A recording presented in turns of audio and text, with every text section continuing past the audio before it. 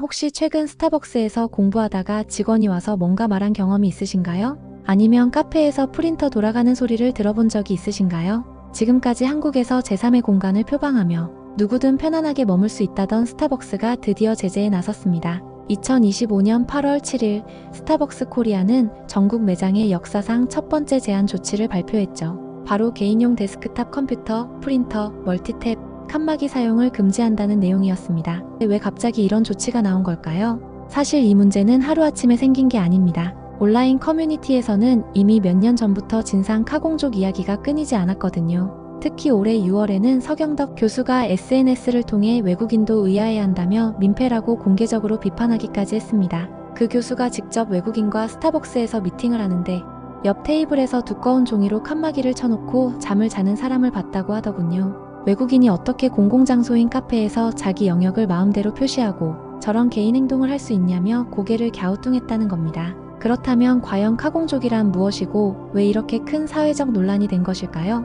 카공족은 카페에서 공부하는 사람들을 뜻하는 신조어입니다. 언론에 처음 등장한 건 2015년 4월 21일이었는데 서울 양천구 목동의 고등학생들이 카페에서 공부하는 세태를 소개한 기사에서였죠. 그때만 해도 단순히 시끌벅적한 카페가 집중력을 높여준다는 정도의 긍정적인 시각이었습니다. 하지만 시간이 흐르면서 상황이 완전히 달라졌어요. 카공족 관련 민폐 사례를 다룬 기사는 2018년부터 폭증하기 시작했고 2023년에는 절정에 달했습니다. 그런데 왜 이런 현상이 생겨난 걸까요? 가장 큰 원인은 스타벅스의 한국 진출이었습니다. 스타벅스는 매장 방문객들에게 정기 콘센트와 와이파이를 무료로 제공하면서 하루 종일 앉아 있어도 터치하지 않는다는 정책을 가지고 있었거든요. 다른 브랜드들도 이런 스타벅스의 정책을 모방하기 시작했고 그 결과 카페는 하루 종일 있어도 되는 공간이라는 인식이 퍼져나갔습니다. 실제로 2020년 한국경제신문이 대학생 73명을 대상으로 설문조사를 진행한 결과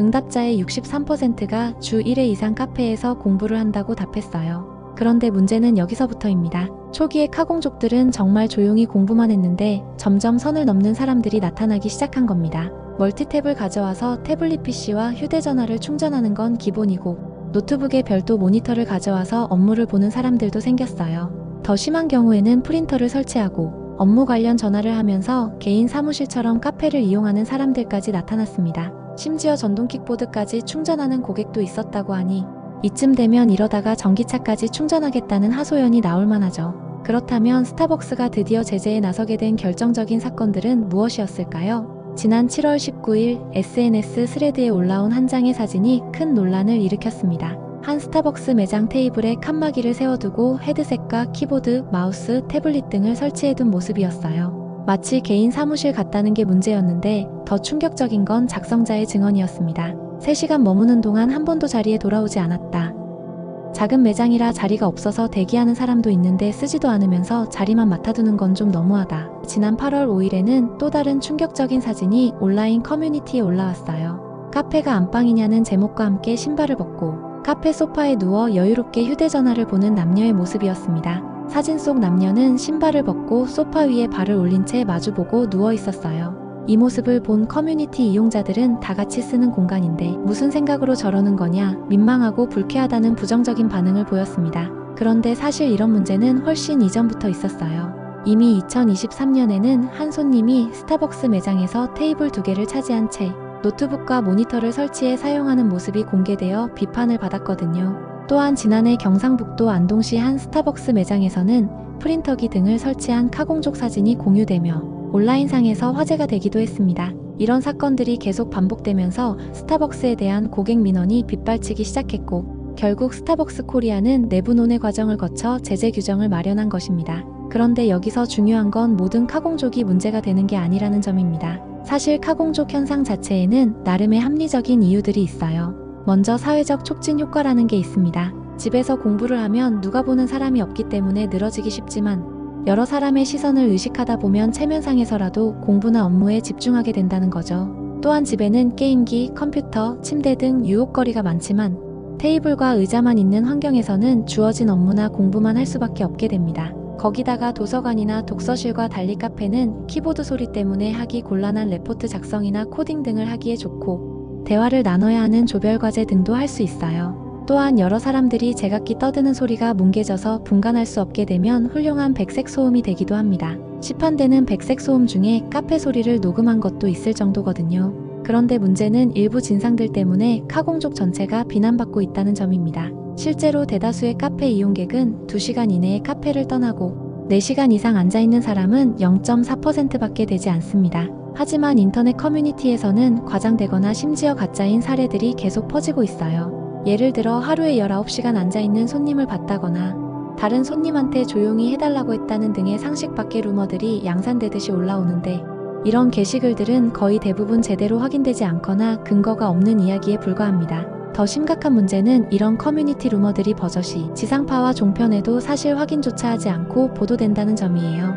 한 커뮤니티 유저가 실제로 일어나지 않은 일을 꾸며낸 주작글을 쓰면 기자가 별다른 팩트체크도 없이 그 주작글을 인용하여 기사를 씁니다. 그러면 그 기사를 두고 커뮤니티에서는 다시금 뉴스에도 나오는데 팩트가 맞다는 식으로 주장하는 악순환이 이어지고 있어요. 그렇다면 카페 사장들 입장에서는 어떨까요? 사실 업주 입장에서 가장 중요한 건 순환율, 즉 회전율입니다. 일반 고객들은 통상 음료를 시키고 적당히 담소를 나누다가 길어도 1시간 내외로 매장을 떠나는데, 카공족들은 심하면 거의 매장 닫을 때까지 자리 하나를 점유해서 회전율에 악영향을 미치거든요. 거기다가 각종 전자기기를 꽂아서 전기요금도 올리죠. 특히 2023년이 되어 공공요금이 급등하고 우유 등 원재료 가격이 오른 상황에서 오랜 시간 자리를 차지하면서 전자기기까지 충전하는 모습이 달갑지 않아진 카페 사장들이 많아졌다고 합니다. 그래서 카페들은 여러가지 간접적인 예방수단을 쓰고 있어요.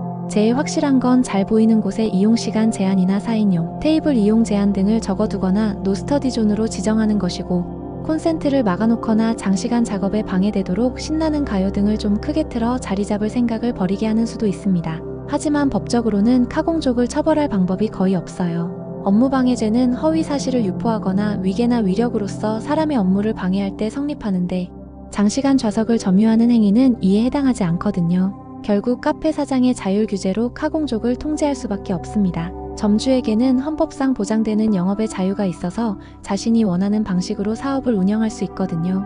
예를 들어 몇 시간 이상 매장에 있을 경우 추가 주문을 해야 한다는 식으로 규정을 만들고, 이를 사전에 고객에게 고지한다면 이런 규정은 효력을 발휘할 수 있어요. 고객이 이런 요구에 응하지 않으면 형법상 퇴거불응죄에 따른 처벌을 받을 수 있습니다. 그런데 이런 현상이 한국에만 있는 걸까요? 사실 일본에서도 스타벅스를 비롯한 대형 체인의 카페에서는 공부하는 학생들을 쉽게 찾을 수 있습니다. 하지만 개인이 운영하는 소규모 카페는 아직 초기 한국의 다방이나 커피숍처럼 말 그대로 커피를 즐기고 담소를 나누기 위한 형태의 공간이 대부분이에요. 소규모 카페는 와이파이는 물론 전기 콘센트를 비치하지 않는 가게가 대부분이고, 영업시간도 매우 짧기 때문에 카공족에게는 적합하지 않죠. 심지어 주인 허락 없이 전기를 연결했다간 도전으로 신고당하는 경우도 있다고 합니다. 미국이나 유럽에서도 카페에서 공부를 하는 학생이나 직장인들을 찾을 수 있지만 한국처럼 극단적인 사례는 많지 않아요. 특히 유럽의 커피하우스는 근대 시대부터 사상가들이 열띤 토론을 벌이거나 논고를 완성하던 곳이었는데, 이들이 오늘날 카공족의 선배라고 볼 수 있죠. 하지만 한국의 카공족 문화는 좀 더 복합적인 배경이 있습니다. 먼저 한국의 단위 면적당 커피숍 개수가 매우 많은 이유 중 하나가 바로 카공족 같은 소비자들이 폭발적으로 늘어난 것이거든요. 거기다가 1인 가구가 늘어나고 도시의 공간이 협소해진 문제도 있어요.